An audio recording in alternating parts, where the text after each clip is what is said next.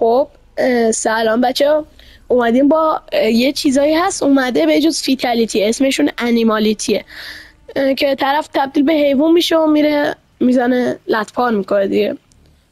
اومدیم سراغ انیمالیتی آرشا. Sub-Zero, Frost, Kano, two of the Dragon Army.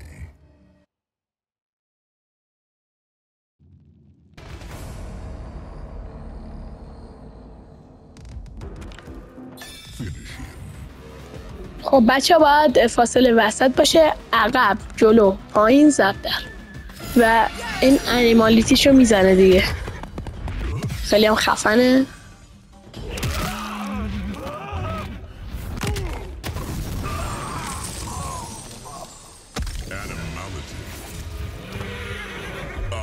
جهت دیدن انیمالیتی ها باید بزنید روی همون دکمه استاپ بازی، برید توی موبلیز فینیشر و نوشته انیمالیتی. حالا من براتون بعدا توضیح میدم توی ویدیو.